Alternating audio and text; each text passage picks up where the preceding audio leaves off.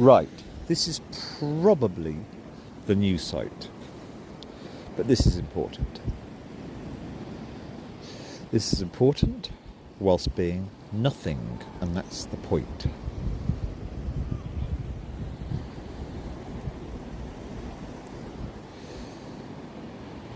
The thing about the new site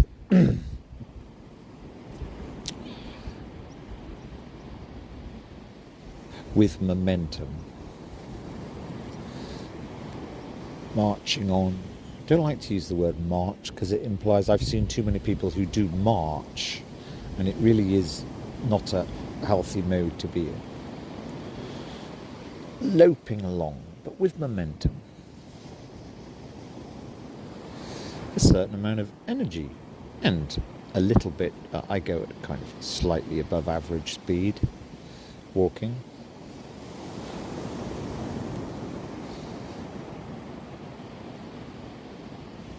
Yeah, so I was in that mode. March, April, May, June. That was when I was fully in that mode and not wittering into my device at all, or very little. In fact, I was like, this April. I was like, inside. Even into June, because I did enjoy 4 chats with the social worker, proper ones, even meeting for a cuppa, even though I would have thought she would understand. You don't have to buy me a cuppa, I've got my own flask, love. I'm not paying or asking anyone else to pay tourist prices, and we're sitting outside in a public place. They can fuck off. Yeah, it was interesting meeting her, and out of the blue, here, where I'm lying here on this beach, it was good. Did me good actually having somebody reasonably intelligent to talk with for a few weeks, but then she moves on. Yeah, so what's the right word? Because I never felt sorry for myself. But sometimes you just like have periods, as I had, slightly bereft of anything really to look forward to. And feeling, there's no point. The whole place is full of soothes, neurotics, whatever.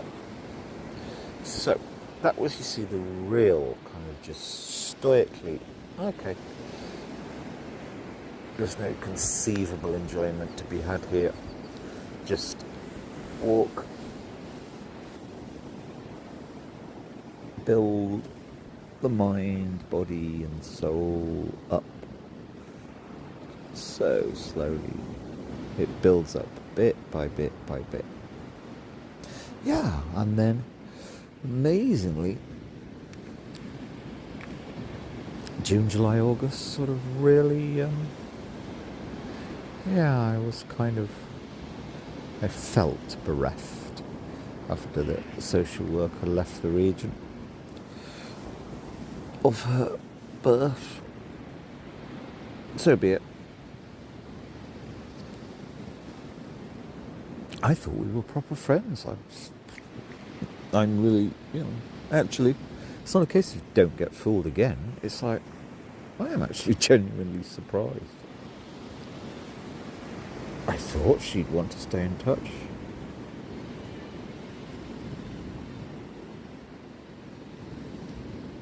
I was genuinely complimentary of her.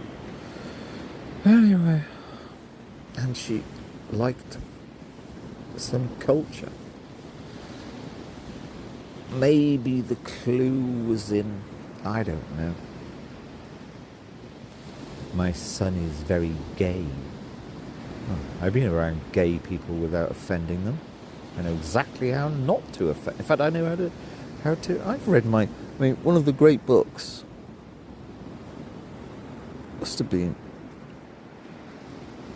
around 92, 93. I read Amsterdam Mailpin. I thought he was absolutely amazing. His books were wonderful. And he didn't shove gayness or transvestitism into you. It was there. It was beautifully written. And genuinely, there was no self-pity. It was just wonderful. It was wonderful. And strangely, although I didn't want to, I learnt about, half of them were on Quaaludes or whatever they were, or whatever else they were. I was quite amazed. In fact, Amsterdam Mailpin, I think, is a superb writer. Absolutely. Tale of the City, I think. And then maybe there were one or two follow-ups. Yeah, I read all his books. Anyway, yeah. Not only am I know you can't... I've had several very gay friends. 3, I guess, yeah. I know you can't say anything to it's not even your business. You wouldn't think of changing them. You have to keep to a mature, honest, open line. I suppose it's not a good sign though when a parent verbally celebrates the young person's homosexuality when it's got nothing to do with anything. Furthermore, this is an adult. Anyway. Yes, so. Yeah. So 2 or 3 months of slightly bereft but re-energising from Marchish, and then it all came good into feeling great, balls to the lot of them, but also this sort of really quite interesting, but not really, because it's all death on 2 legs, having a bit too much to do with the British visitor class, female, and realising you can't say anything to any of them ever, even those who are walking. Well, maybe 2 exceptions out of about 20 or 30. But, thank God, the majority Europeans, loads of wonderful... I mean, that's the difference with talking between... in talking with the British, it's exhausting. You realise afterwards, you've actually had to expend so much time kind of guarding yourself from saying the wrong thing or exploring. Does this person allow proper conversation? Most of them don't. Whereas all Europeans enjoy all proper conversation, which is about all of life. Not just these... I mean, the bottom line is... In fact, there you go. I didn't realise that British society, this non-hilly society, because in hilly places people accept a bit of eccentricity, madness, you could almost call it.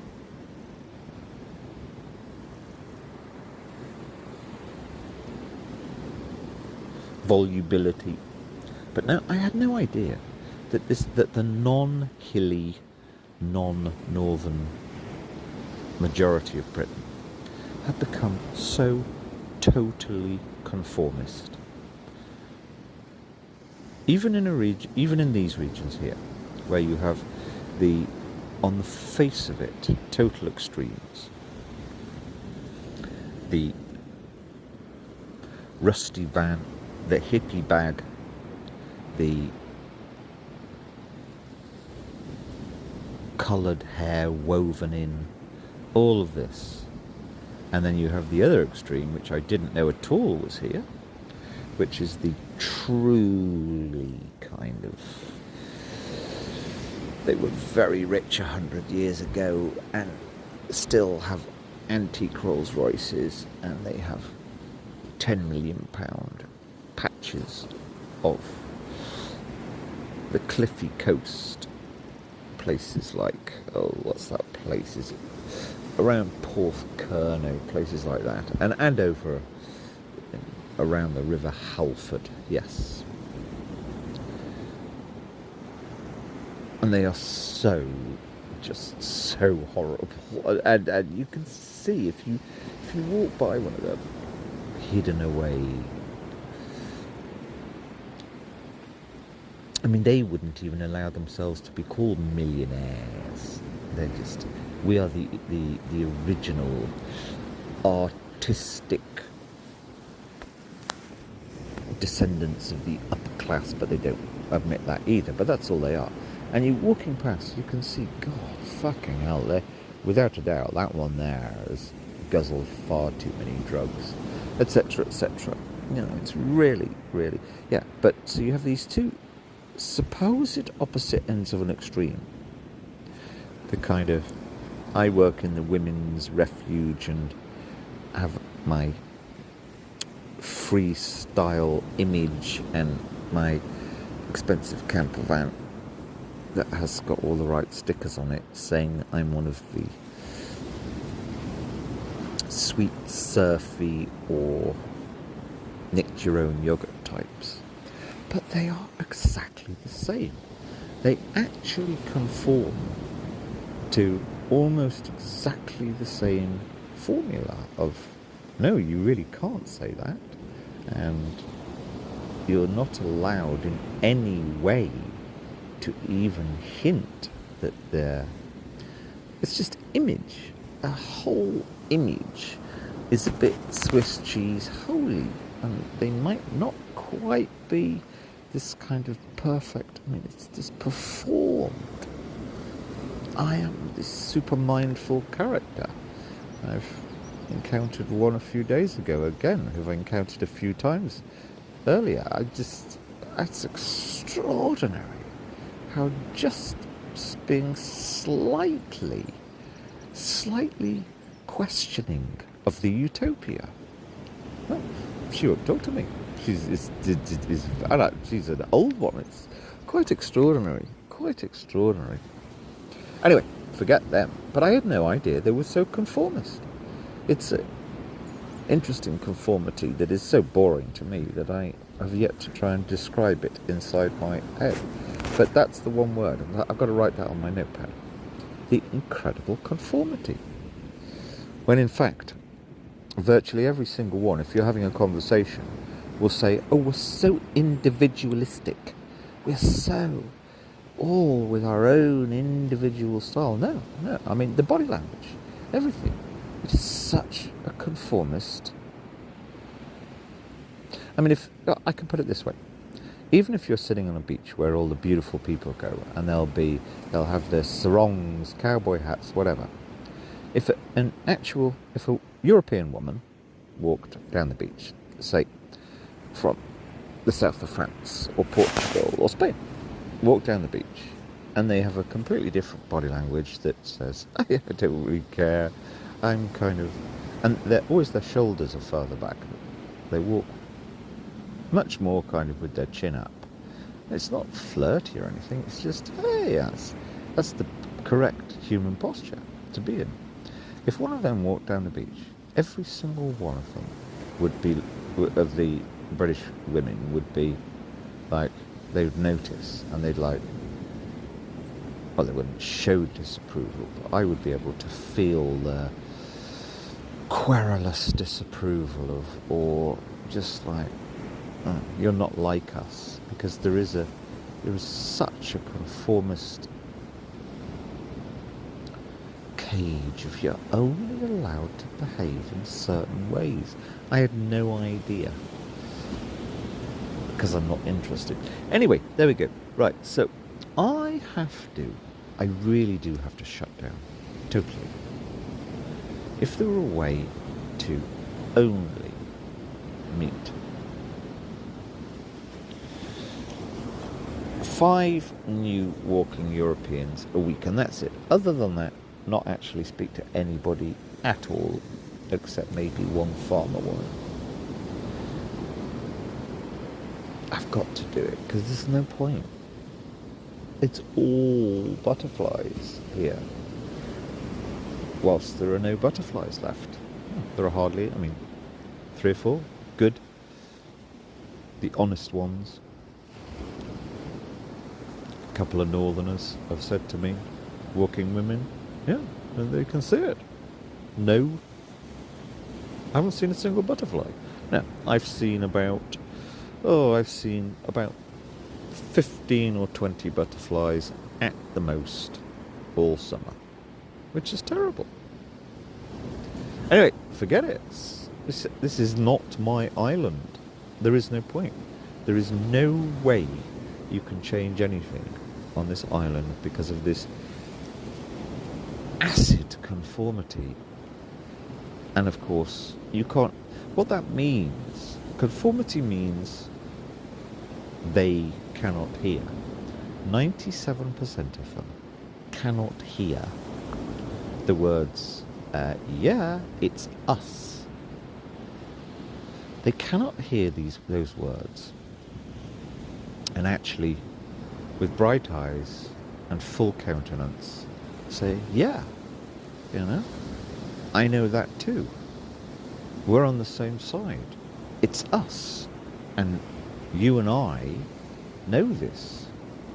No, that is too nonconformist to the... What is behind the conforming countenance? Well, maybe the clue is, again, yesterday I was walking past and they take on the slight bohemianism, and of course tattoos have become the latest, like, oh well, I got a tattoo so I'm hip and I'm not, consumerist or anything. I was listening to a couple chat. I was absolutely shocked how they were obsessively going on about some aspect of property ownership. Oh, that's what they're thinking about. What was that? Oh, I wish that would come back. That was actually quite important, though. Yeah.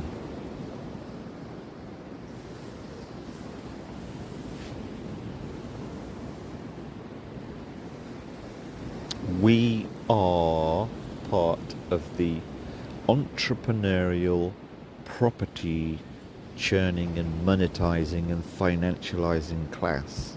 Thus, we are entirely, completely and utterly happy. That's what Britain became. For the majority. That's what the majority lust to be. Strange that. It's about the most unsustainable form of medium-term security there is. Very strange. Anyway, yes, me. I gotta get back to where I was. March, April now. And that means not turning devices on, because they, even lying here on this beach, in perfect and utter this total peace, they drain from you a little bit. Any use of device. I just want to write my memoir reflections, and I do not want to do anything else with my life. So, if somehow I could earn a bit of money doing that, ideally £10,000 a year, so that I can get a digital nomad visa to go and live in Croatia before that loophole is closed. Right, that's it. The clouds have come over. Time to go. But I mean it. I've gotta find. I'll get back there. I'll get back there. I'll get back there.